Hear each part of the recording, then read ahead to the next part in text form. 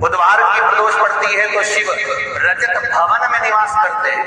बुधवार की प्रदोष कामना की पूर्ति करते हैं। सब जगह भटक ली है। शिव महापुराण के अंदर लिखा है, श्री शिवाय नमस्तुभ्यम बोलने वाले के मुख का दर्शन कर लो तो 1000 अश्वमेध यज्ञ का फल मिल जाता है। तो श्री शिवाय नमस्तुभ्यम बोलकर जब ये इतने जाते होंगे, इनके चरण की जब धूल उड़ती होगी तो हमारे परिवार का और हमारा कल्याण और गांव का कल्याण तो वैसे ही हो जाए। 4 बजे से 7 बजे तक शिव के भ्रमण का समय बताया है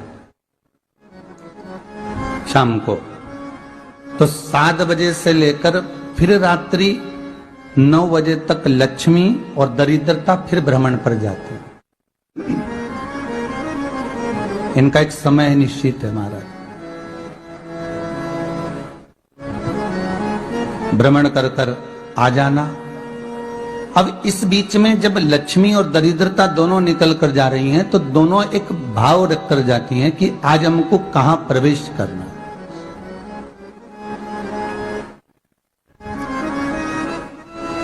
आज हमें किस जगह पर प्रवेश करना है, आज हमें कहां पहुंचना है, आज हमें किस जगह जाना है। और जिस नगर में जिस मार्ग से लक्ष्मी और दरिद्रता निकल कर जाती है, ये दोनों का जब निकलना होता है, इनको स्थान दिया गया जहां पर स्वच्छता हो, घर के दरवाजे पर रांगोली डली हुई हो, द्वार पर जल छीटा गया हो। महाराज उस द्वार पर लक्ष्मी प्रवेश करती है तो दरिद्रता भी जाने लगती है अंदर। जब दरिद्रता अंदर जाने लगती है तो लक्ष्मी उसको रोक देती है। पहले मैं देखकर आती हूं कि तेरे लिए स्थान है कि नहीं, तू यहां रुक।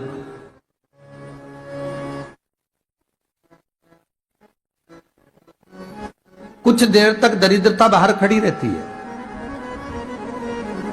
और लक्ष्मी जी की बड़ी बहन जब दरिद्रता बार बार अंदर जाने का प्रयास करती है तो लक्ष्मी जी कहती हैं, जी तू इतनी बड़ी होकर तुझे मालूम है तू तेरा सम्मान होना चाहिए, आदर होना चाहिए, और तू अंदर चली जाए और कोई तेरा सम्मान ना करे तो कितना बुरा लगेगा, इसलिए तू बाहर खड़ी रहे। मैं अभी आई।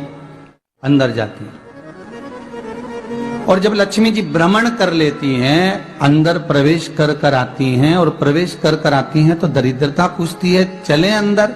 तो लक्ष्मी जी कहती हैं, तुझे मालूम नहीं है क्या जी कि जिस घर में मैं प्रवेश कर जाती हूं उस घर में फिर दरिद्रता नहीं जा सकती, क्योंकि ये तेरा वचन था, ये तेरा वचन था। अपन दोनों का जब मंगल विवाह हुआ था, मेरा विवाह जब नारायण के साथ में हुआ और तुम्हारा विवाह जब दुस्साह मुनि के साथ हुआ, दरिद्रता का विवाह दुस्साह मुनि के साथ हुआ। जब अपना दोनों का विवाह हुआ था तो अपन दोनों ने एक वादा करा था कि जिस घर में लक्ष्मी प्रवेश कर जाएगी उस दिन फिर दरिद्रता नहीं जाएगी, और जिस घर में दरिद्रता प्रवेश कर जाएगी उस घर में फिर लक्ष्मी नहीं जाएगी। अब जब मैं अंदर देख कर आ गई हूं तो तू अंदर नहीं जा सकती, अर्थात लक्ष्मी के चरण जिस घर में पड़ गए उस घर में फिर दरिद्रता प्रवेश नहीं कर रही। चलते चलते फिर दरिद्रता ने देखा और लक्ष्मी जी इसको लेकर गई और लक्ष्मी जी ने देखा कि इसके दरवाजे पर जल नहीं छीटा गया, इसके दरवाजे पर ना रंगोली डली है, इसका द्वार साफ नहीं हुआ, इसके द्वार पर दीप नहीं है, इसके द्वार पर कलश नहीं है, इसके दरवाजे पर ढेर सारा कचरा पड़ा हुआ है, कोई स्वान कोई कुत्ता गंदगी भी कर कर चला गया है, कहीं बिल्ली ने गंदगी कर रखी है, कहीं जीवों ने कुछ गंदा गिरा रखा है। तो फिर लक्ष्मी जी कहती है, जी अब मैं होकर आ गई थी ना, अब तू जा, तू होकर आ। और दरिद्रता प्रवेश करती है। तो अंदर जाकर क्या देखती है दरिद्रता कि इतनी सवेरे से मैं घूमने इनके दरवाजे पर आई और ये तो सब चादर तान के चकाचक गुर्राटा भर भर कर सो रहे हैं। तो दरिद्रता कह देती है, तुम्हारा भाग्य ही बेकार है, तुम्हें क्या करूं, तुम ऐसे ही सोते रहो। और दरिद्रता गुस्से में बाहर निकल कर आती है, लक्ष्मी से कहती है, लक्ष्मी तू इसके घर में जाना ही मत ही। तो दरिद्रता को कहती है, जी तेरी बात नहीं मानूंगी क्या मैं? लक्ष्मी जी बोली, मैं तेरी बात नहीं मानूंगी, बिल्कुल नहीं जाऊंगी इसके घर में, तू चिंता मत कर, चल आगे चल। फिर आगे बढ़े। ये लक्ष्मी और दरिद्रता का प्रवेश है। आपके घर का द्वार, आपके घर का दरवाजा। फिर निवेदन करूंगा एक बहुत सुंदर बात, हमें महाराष्ट्र से सीखना चाहिए, हमें साउथ से सीखना चाहिए, दक्षिण से। जिस समय पर भक्ति देवी यमुना जी के घाट पर रो रही थी अपने पुत्र ज्ञान और वैराग्य को गोदी में लेकर, समय देवऋषि नारद ने एक प्रश्न किया था कि तुम कहां पर पोषित हुई हो, तुम्हें ऊर्जा कहां से प्राप्त हुई? तो कहा मैं गुजरात से तो चली हूं। और वहां से चलती चलती भक्ति देवी कहती है मैं बहुत दुखी होकर, बूढ़ी होकर, द्रवित होकर, बड़ी दुख में वहां से चलते चलते जब मैं महाराष्ट्र में पहुंची तो मैंने वहां जाकर देखा कि वहां पर लोग हर पल हर घड़ी ब्रह्म मुहूर्त में उठकर स्मरण करते हैं, नाम जाप करते हैं और दरवाजे पर जल छीट कर रंगोली डालते हैं। तो कह रही है कि वहां पर मैं थोड़ी अवस्थावान होने लगी, वहां मुझे अच्छा लगने लगा। फिर जब मैं और आगे पढ़ी, दक्षिण में जब पहुंची, वहां पर जाकर मैंने देखा कि सुबह से उठकर मंगलाचरण, मंगला स्तोत्र और वेदों की ध्वनि होने लगी। वहां पर मैं और आनंदित हो गई। हमें कुछ चीजें महाराष्ट्र से सीखना चाहिए कि वहां रहने वाले जो भगत हैं, वारकरी संप्रदाय के जो भक्त होते हैं, वैष्णव जो धर्म के भक्त होते हैं, उनका नियम है सवेरे के समय घर में पानी है कि नहीं है, पर जब भी वो घर का दरवाजे के बाहर थोड़ा ना थोड़ा पानी तो छींट ही देते हैं।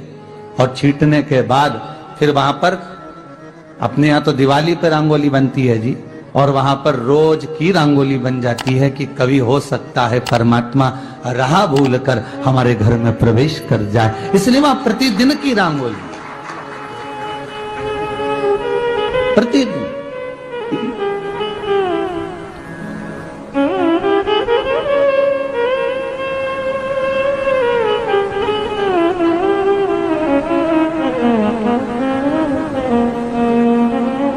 हमें सीखना चाहिए थोड़ा सा। आज के जमाने में तो बहू अपने कमरे की झाड़ू लगा ले, वो ही बहुत बड़ी बात है। हो खड़ी खड़ी बहू ये देखती रहेगी कि नौकरानी सही से झाड़ू लगा रही, वहां से लगा के लाओ, इधर से हेड के ले जाओ, वहां से कचरा सोरो, वहां से पोछा लगाओ। खड़ी रहेगी, उंगली से बताती रहेगी, पर इतना नहीं बनेगा कि सेविका से, नौकरानी से, दासी से कह दे कि तू मम्मी पापा के कमरे की लगा ले, मैं मेरे कमरे की लगा लूंगी, तू जा उधर। थोड़ा दया का भाव अगर होता तो उसके मन में भी आता कि मेरी बड़ी सेठानी तो अपनी जगह पर है, पर छोटी तो सेठानी की भी बड़ी सेठानी है जो मुझ पर करुणा करती रहती है। पर बड़ी तो कहे कि बेटा रहने दे, तू उधर ले जा, जब भाभी के कमरे में देख ले जा।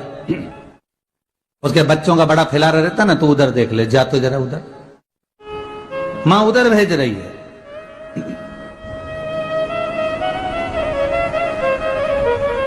थोड़ा सेवा का भाव हमारे भीतर हो। और एक निवेदन तो हमेशा करा है और अब आज भी करता हूं, पूरे घर की सफाई करवाओ, पूरे घर में तुम पोछा झाड़ू जो चाहे करवाओ, मना नहीं है। पर एक निवेदन है, रसोई घर के अंदर बहू और बेटी ही जाकर भोजन बनाए तो अन्नपूर्णा सदा कृपा करती है महाराज। बहू और बेटी ही।